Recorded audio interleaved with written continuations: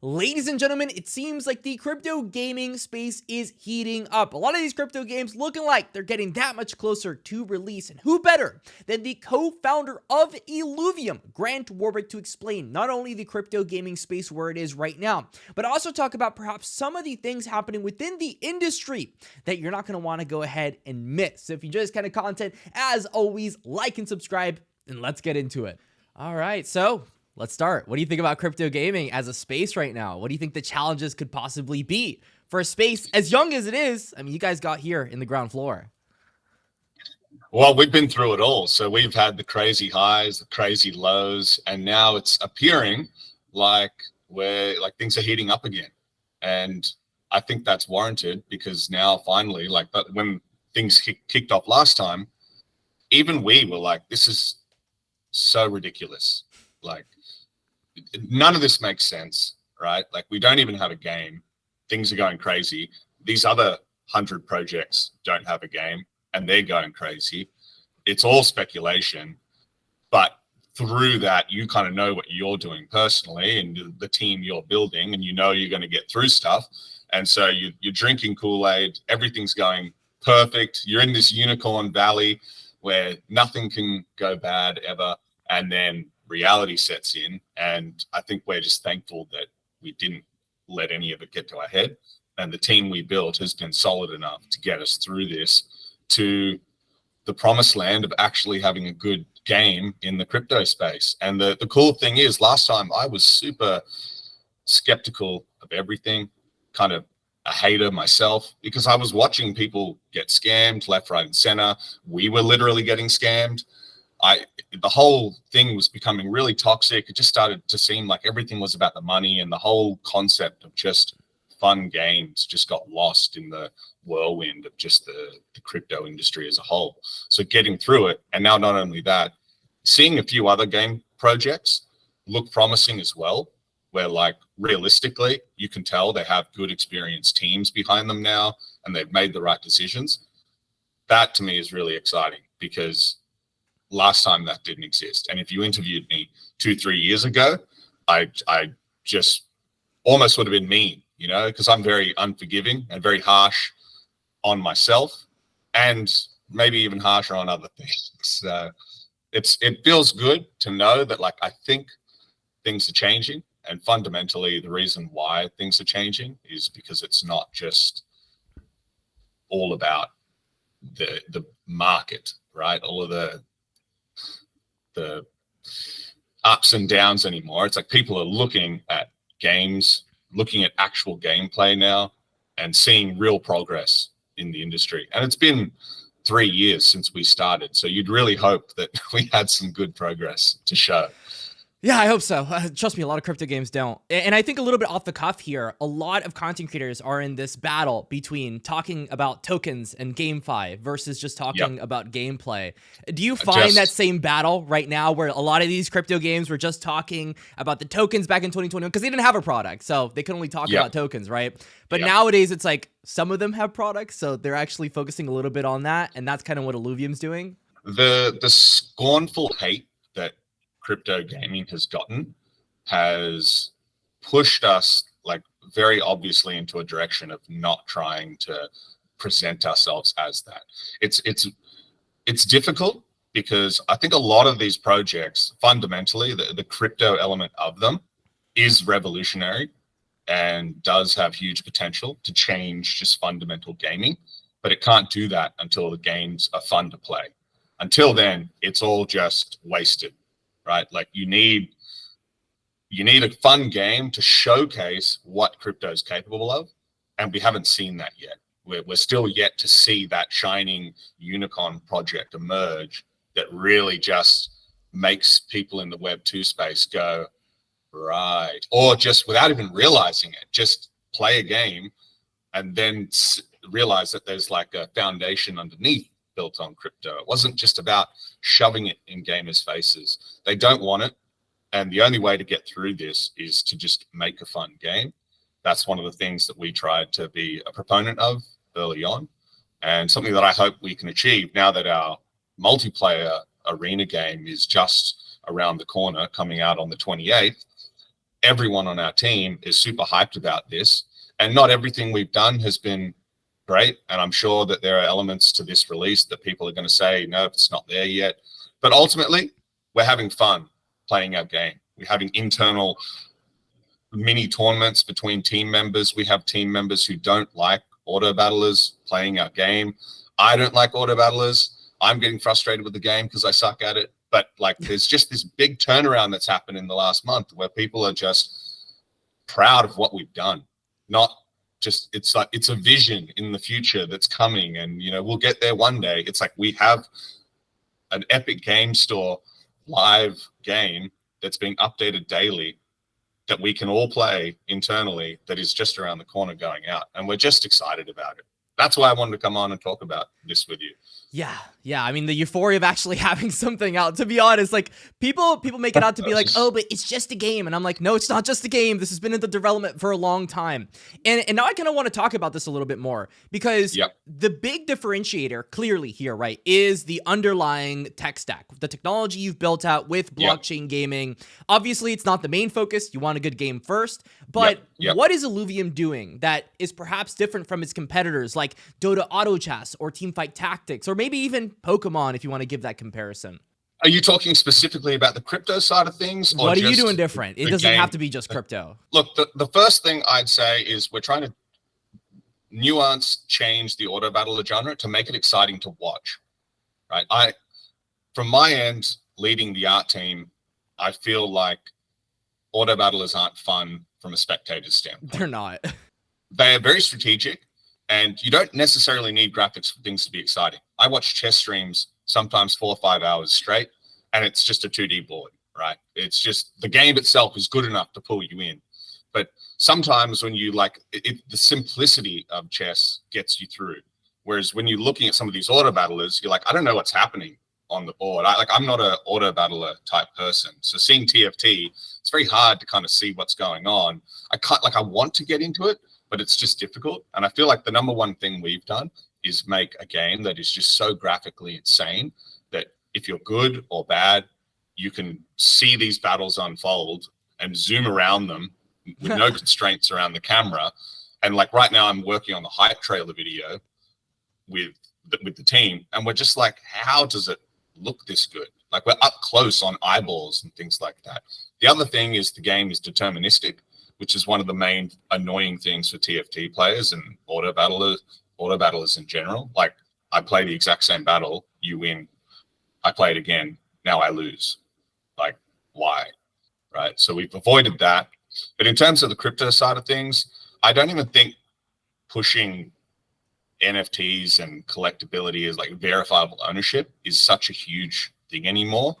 In hindsight, I think always the differentiator between us and other projects was revenue distribution, which you can't do any other way than through crypto, where every single token holder who invests gains revenue from the game proportionate to their stake. That to me was always the huge revolutionary, oh my God moment for us from the crypto side of things. But in terms of the gaming side of things, I don't know what to tell you. I find it fun. I just find the game fun. And I really, really feel like this time when we release, other people will find it fun. Yeah, I know. The survival one was a little bit rough because it was a bit barren, but the PvP, I mean, I went ahead and saw it with TSG. He showed it to me, and it looks spicy. It looks spicy for sure. Definitely not a finished product at all, but it's getting there, which I think is exciting as hell. You would have seen that 2 weeks ago? Yeah, somewhere around there. Because the team's not sleeping. Oh. Right? Like, I've got my bed behind me here. My girlfriend's in the other room, in the room crying. I've just crawled out of it. We're not sleeping. Right? Like, we are going so hard on this. It has evolved since getting on the Epic Game Store. One of our internal issues was every single time we push a build update, everyone has to download a 20 gigabyte product. It was just painful to get a new update daily and get it rolling. Since Epic Games, it's like this exponential growth where every day a new build is getting pushed to every single person on the team. Real time, we can all see what's wrong with it, what needs to be fixed. We're seeing the community sentiment go up as we're starting to hype it and be proud of this. And so there's just this snowballing effect happening right now. And we're very close to showcase. Like what you saw 2 weeks ago is much more polished than that now. Good. Little Good. things here and there, right? But like you said, survival was, I think, a testament to like what we could build in the short time frame. But as a fun game, it acts more as like a tutorial to learn how to play the auto battler, the arena game. And now we've got something that's going to have that user retention where a single player up against the AI game mode just never could have had. Yeah, so your favorite part of Illuvium pretty much is that arena component. Everything leads to that. Even the whole mobile game, which I believe is some kind of land inventory thing where you craft materials and then go ahead and spit it out. I don't really understand it too well, but I know it all interlads, and it's like what is it called? Interoperable blockchain gaming or something like that is the coin. Yeah, interoperability. Yeah. Interoperability, right? Yeah. Because that was one of the big things that, and that's still unproven, right? We're still a ways away from proving that concept. And I just think right now, Arena as a game mode overshadows all of the work in progress stuff we have. Like I could sit here and say that every component of our game is amazing and great. And we've never been like that. We've been super harsh on ourselves and honest to our community with what we think is good, right? Like our game is technically 3 games. We have the overworld component where this update we're pushing and hyping now isn't about that. That's still very much in development. It's not at a stage yet where you're going to go into that overworld and go, whoa, this is like such a cool game. It's AAA in the Web 2 space, and I don't even know what's happening right now. Like, what's going on? It's not that yet. But I really feel like Arena is that. So there's no use lying to your community about what's happening because we're in development, right? Like, we're not there yet. But realistically, all the communication I've had with the team members in this last few week push, I've been saying that, like, I think, like, I'm really confident the community is going to like it. And a big part of game development is kind of that scary feeling of, like, what if everyone hates this? And that has faded. Yeah, that's just game development in general, though. Everybody freaks out when they launch something. It's scary. It's very scary. Yeah. So, and talking about scary things, maybe we can take a step back here and go over a bit of your background, because I believe you may be one of the co-founders of Illuvium, right? Is that right or not? Yes, with Kieran and Aaron. Yeah, Kieran and Grant Warwick, right? Yes. That's incredible. Technically, how did you do that? Like, how did that happen? So just a basic background. Our oldest brother, Kane, has been in crypto now and founded the Synthetics. Oh, so there's 3 project. 3. I have 3 brothers. Yeah. Oh. And we have this older brother who's kind of this like super villainy, you know, stereotypical older brother who's like, I'll show you how to do it, and you'll always be my younger brothers no matter what you do. Yeah. And that's my role in everything. And he's lived up to that. You know, so we have a kind of interesting family where our dad was a world-class athlete and professional tennis player, and always pushed in all of us, like, if you're not first, you're last, basically. And so we always had that competitive mindset. And so Kane, being the oldest, kind of led the way and showed what was possible and developed one of the biggest crypto projects in the world. And that gave inspiration to Kieran and Aaron into getting into crypto. Aaron was mulling over the idea of doing a crypto game, and Kieran was trading at the time under Kane's advice, getting involved. Meanwhile, I was just off in freelance land doing art and design, even though actually, like, years before, I discovered a Dogecoin mining wallet on my computer that had nothing in it, like from like 5 years from the day one it launched or whatever. I was like, but Kieran was kind of very hyped around seeing Kane's success and just wanted to make a project and thought that we could do like a cool NFT project, basically the same type of crap project that was being pushed 1,000 times during that last run of just, we're going to make a bunch of crappy art, we're going to hype it up, we're going to say that NFTs are the greatest thing ever, and we're going to go in that direction, right? And I was like, I'm over doing freelance art. And I'm kind of just being a bit sarcastic here, but yeah, of course. That's basically the TLDR of 2021. Basically what it was, right? And so within a week, maybe within 24 hours, we were like, this is crap. Like, let's do something actually good. Let's do something good. And fortunately, we had Kane's connections early on, And Kieran's network with a lot of the people Kane knew allowed us to just explode and gain funding and start rolling. And so from within 2 weeks, it was basically like, okay, we've guaranteed seed funding now and we could start hiring people. And I was like, I wasn't in the crypto space. I was like, what? Like, what do you mean we can start hiring people? Like, he's like, yeah, like we got to start making this game, because Aaron, our other brother, being involved, was mulling over the idea of doing a crypto game. So it became, instead of being an NFT project, we morphed it into a gaming project. As brothers, it's like Aaron wanted to go one way with his obsession and passion is TFT. Kieran and I's obsession is Pokemon. We couldn't decide on what we wanted to do, so we're like, let's just do both. Right? Let's just do both. And it makes total sense, because those two genres of, like, you have a really character-based competitive game that Pokemon never really was. And then you have this new era of digital collecting that was ushered in the horizon. Whereas a child growing up with physical collectibles and then becoming a computer nerd and never leaving your computer for 20 years, you're like, well, I want to get that feeling again, but I'm never going to have it.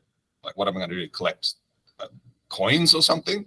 Like, I want cool stuff to collect. So in my mind, I was like, all right, we've got to recreate Pokemon. But for my generation and Kieran's generation, gamers that are 25, 30, 40 years old, who just like miss that feeling of owning stuff and being proud of stuff you own.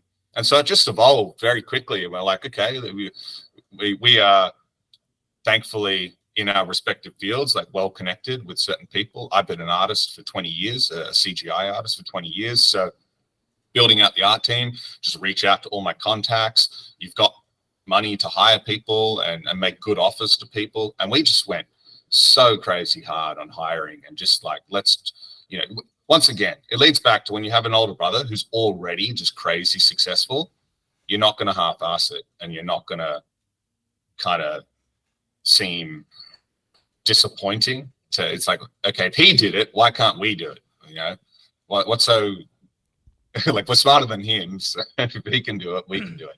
Just built out a crazy team, man. Just a crazy team, a world-class team. Yeah, how many people are on there?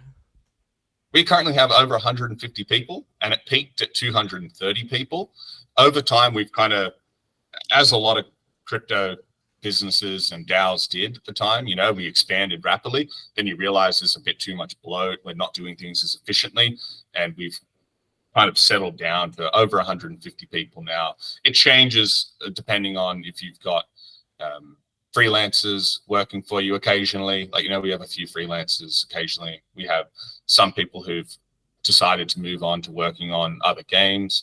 But ultimately, the team we have now has largely remained the same for the last couple of years, and super proud of like what we're able to do. It feels kind of like in Troy, where like Achilles is like, I'd rather fight with you guys than an army of thousands. Yeah, they're all super passionate guys. It's crazy, man. You get up at like 2 a.m. I'm working with Carlos at the moment. He's getting our hype video recorder working. And I'm like, hey, man, are you around? It's like 5 a.m. Dubai time on a Monday morning, 2 a.m. for him. He's like, oh, not really. I'm like, okay, well, can you be around? Like, can we? And he gets up out of bed. Like, everyone's just that type of Poor person. soul. Yeah. They love it, though. They love it. Do you know what I love? I love this little thing right here. This little Wow, cutie. They're called Illuvitars, apparently. Did you design these? So Roger, our art director, did. So for the first beautiful. couple of years of the project, I was art directing. And now Roger, who's been with us basically since day one, has built a team of just incredible illustrators to work on those. And you officially have one more Illuvitar than me. Heck yeah. Haven't even... It looks great. You got a holo too. Yeah, I did. No way. I think those are like $1 in the store, but yeah, they're great. I'm jealous. It looks great. Yeah, 100%. Wait until you've got that in game as your profile picture surrounding your ranked badge. Well, hopefully that's soon, right? I know the PvP beta still. Can you do avatars on PvP beta or not?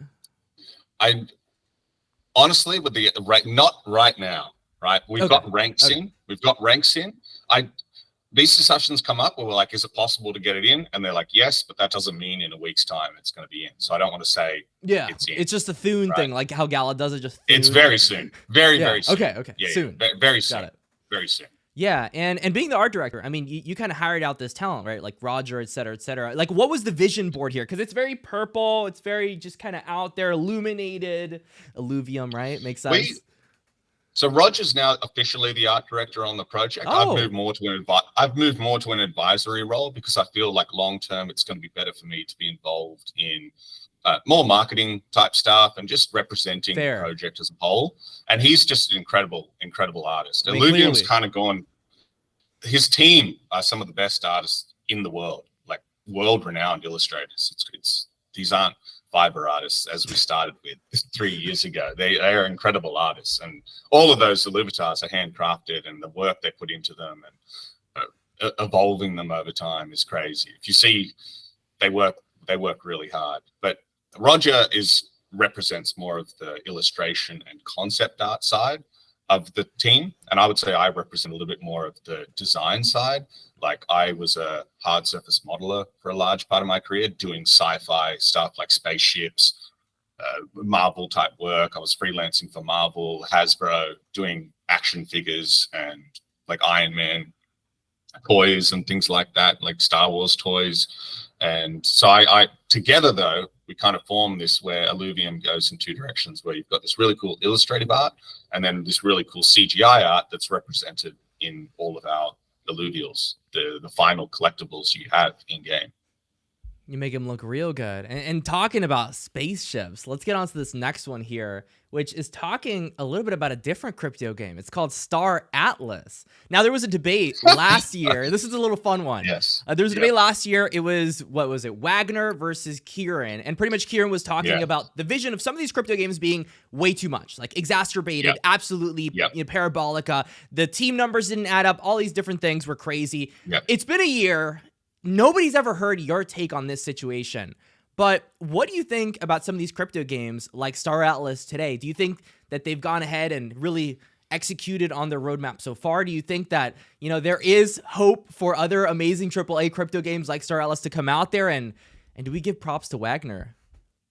Man, I'm a savage when it comes to this because rip it. I got a spaceship in Star Citizen 10 years ago. Oh, wow.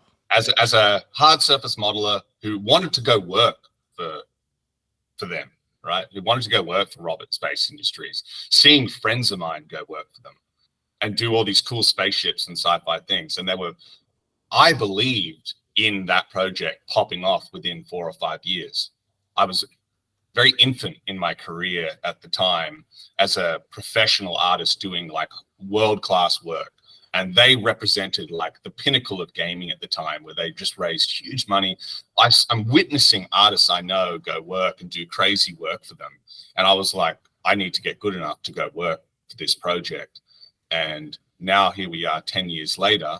And it's only just now, finally, they released a video the other day presenting this seamless multiverse of planets and galaxies that you can just fly in, it's like a sneak reveal trailer. I don't know if you saw it. It's like 50 minutes long. Yeah, I've seen where it. It's like, it was just mind-blowing. It looks amazing, yeah. It was absolutely mind-blowing, right? That has taken a team that is 10 times bigger, arguably, right? 10 times longer and with 10 times more experience to get to that point after 10 years. And so the issue I had with Star Atlas at the time was proposing this crazy concept of what was achievable when I knew that it was just absolutely fantastical. This is coming from someone who at the time, our scope was also seemingly crazy, right? Now we've scaled back just enough, but like their scope was an order of magnitude greater than ours. And I didn't like the idea that the infant GameFi industry wasn't well aware enough of these other projects like Star Citizen and how long those projects take and the experience they take, being deceived into thinking that that was possible. Now, we live in a crazy universe, right? Anything's possible. but like I can say that like gold bars are going to grow out of my head. It doesn't mean it's going to happen. I mean, can you prove me wrong? No. The other issue I had was the kind of disingenuous take on their team size and things like that. I don't think it's fair to say to your community that you have this like core team of 250 people when 95% of it is all outsourced. And I believe they used a term or something, co-creation, and tried to spin it in a way where it's like, these are our core team and stuff. Illuvium's worked with 10 outsourcing studios, right? I can't go to any one of those artists at those outsourced studios at 2 a.m. in the morning and say, hey man, like, can you go leave your girlfriend's side and like help me out on this? And they're going to get up and go, absolutely, man, right? That's not how the industry works. It's just like, you can spin it however you want, but if you're outsourcing something, they're not internal. And now I would say we're an experienced team. After 3 years and the trials we've gone through, we know just how difficult it is, and exponentially more difficult it is to work with outsourcers than to just do it yourself. Those 10 outsourcing studios we work with, I have absolutely nothing bad to say about them, and we're still working with them. And it's still critical to have a major project work with an outsourcing studios. Every gaming studio does it. They just don't outsource everything. And on that interview that Kieran had, he self-admitted that they only had 4 internal Unreal developers. We have more sound engineers than that, right? And I was feeling like at the time of our core team, I was like, we need to expand massively, like in order to pull off this vision. Like, we don't have enough people. So I just found the whole thing, like, why are you just not telling your community it's outsourcing and that you don't have a core team? Because Kieran and I sat there on ArtStation week after week, month after month, him coming over to my place, me going over to his place with a laptop and saying, we're not sleeping for 24 hours and we're going to message 1,000 people on ArtStation each until our fingers drop off.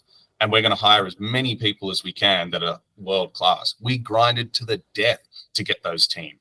And then meanwhile, you've got someone saying that, bragging about having a team size bigger than yours, when it's like, you just hired a single outsourcing studio to do everything.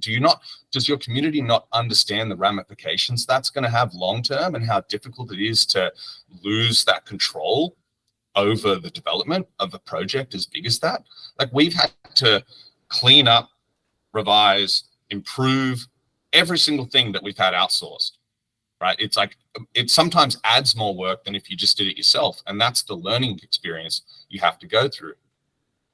Not to mention, they had, during that interview or whatever, they mentioned like kind of snide comments like Illuvium's a mini game in the Star Atlas universe. And it's like, now they don't have a main game and they've resorted to working on their mini game. It's like, karma's a bitch. But ultimately, I just feel bad for their community, because as someone who's been a gamer my whole life, who's been an artist in this space my whole life, and knows how long making a spaceship takes, right? Knows how long making a spaceship that has functionality takes, I just thought it was absolutely crazy. And I was kind of semi-duped by Star Citizen as a young kid, going like, wow, this is actually they're gonna do seamless server structures and everything like that. I'm a hypey person myself, and I just felt like, I know this is crazy. Why can everyone not see that this is crazy? Why can't they just be realistic and a little bit more humble about what's achievable and about how they've gone about doing this? Because if you go to any AAA game studio in the world and say, we're a co-creation studio, it's insulting, right? Gaming studios are proud of what they've done because of most likely the teams they've built. And I feel like that's what separated us. And that's why I kind of had to chip my shoulder about it, because I just felt like their community just was believing into this reality that couldn't happen and ultimately hasn't happened. So that's my take on it.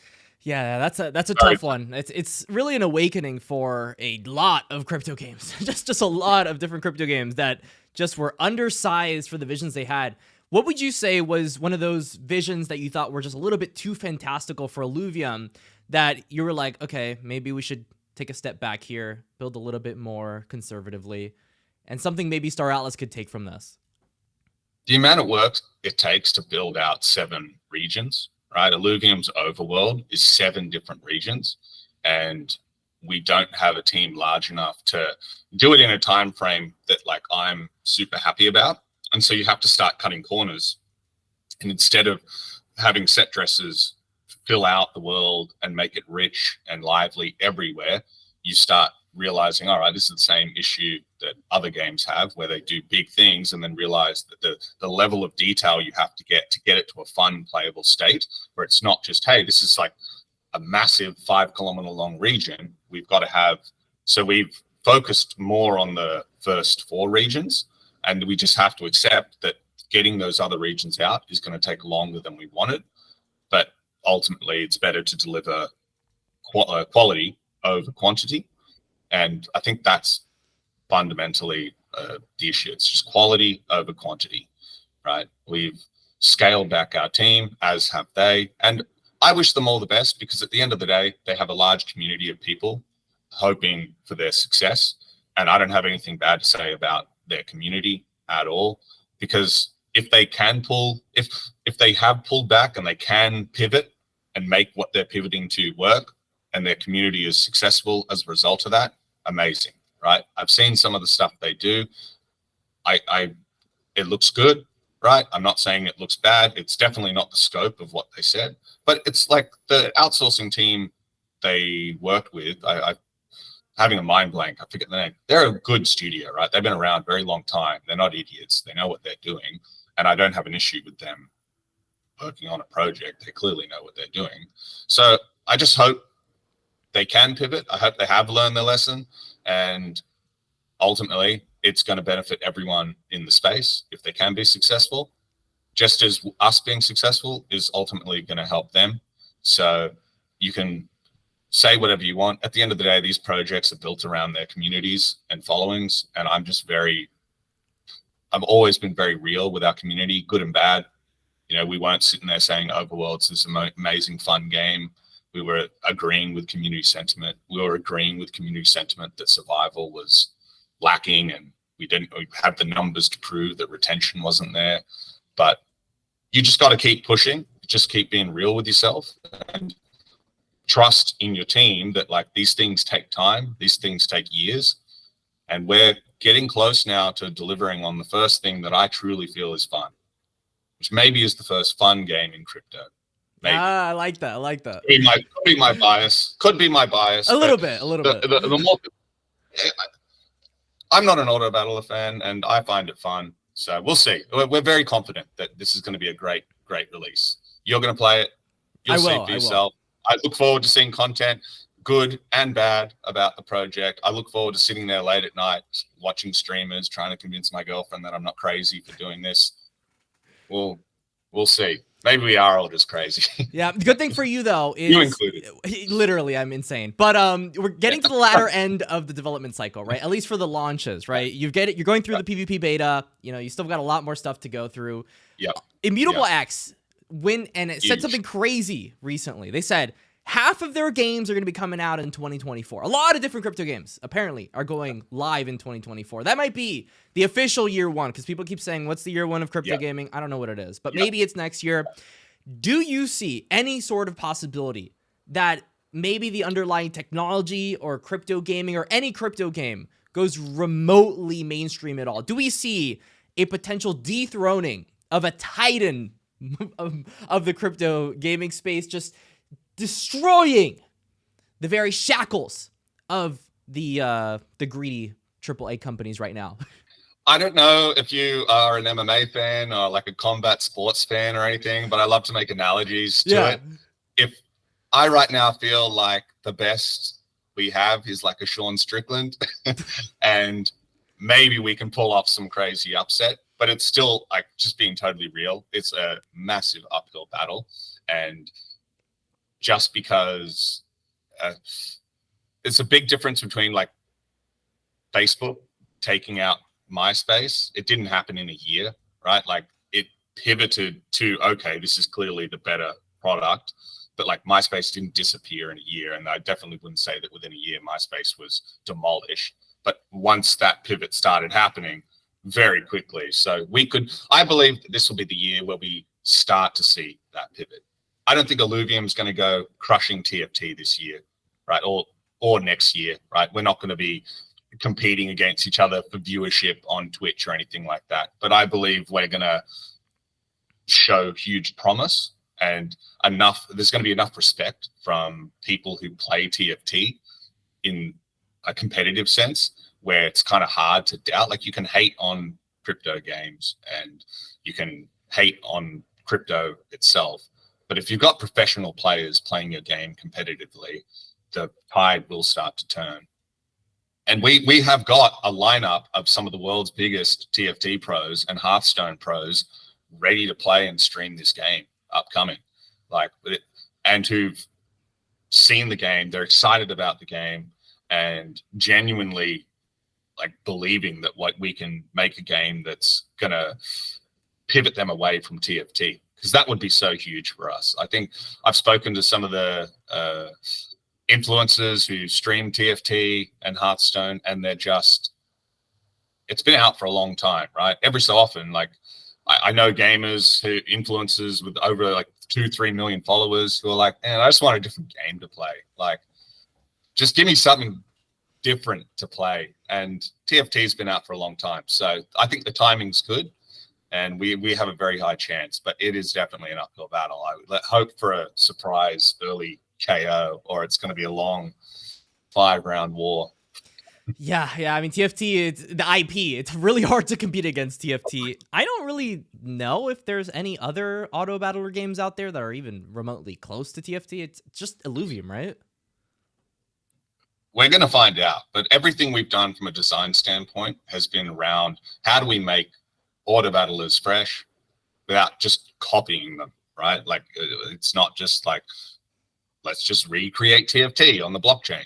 That's not what we've done. And anyone who plays our game will see that the game mode is different. You're not versing 8 players at once, and there's this long 45-minute drawn-out battle where if you start getting destroyed, you just wasted 45 minutes. The battles are quick in our game, 5 to 15 minutes. The longer the game is, there's this huge build-up of back and forth, because a game doesn't go long unless it's relatively close. If you're just getting wiped off the floor, you're in and out in 5 minutes. And this game mode we're releasing has a ranking system in place. So I'm excited to see play styles evolve. And our game has been designed around theory crafting cool play styles. And people breaking the game over and over. That's perfect. That's what I'm looking for, right? When I played League, when I hit Challenger, that's exactly what it was. Just meta grifting. That's what we did. So you're the type of person who will just try and I'm a meta slave, right? I just create the craziest thing and abuse the hell out of it. Yeah. A meta slave. Well, there are people who are theory crafting because our team builder's out on the website where you can start putting together teams, and they're just trying all sorts of stuff. And Ben, our lead game designer, made a really good comment. He said that in the first hour we release this, there's going to be more hours play tested than everyone on our QA and internal team has done in the life of the game. In 1 hour, more play testing. So very cool here. We may see the game break, and we're very well waiting to patch this thing if anything crazy happens, as it can. But I'm very excited to see what will happen. Yeah, guys, it's a beta, okay? And by the way, it's coming out November 28th. This is going to be the finality of this interview. Hopefully, we're going to have you on in the future as well. It's been awesome. I think we had some spicy takes. I think a lot of people are going to take a lot of information from this. Check out Illuvium. Link in the description. It's coming very soon. Thank you, Grant. And we're going to catch it out. Thank you very much, man. I appreciate it. Yeah, thank see you you guys.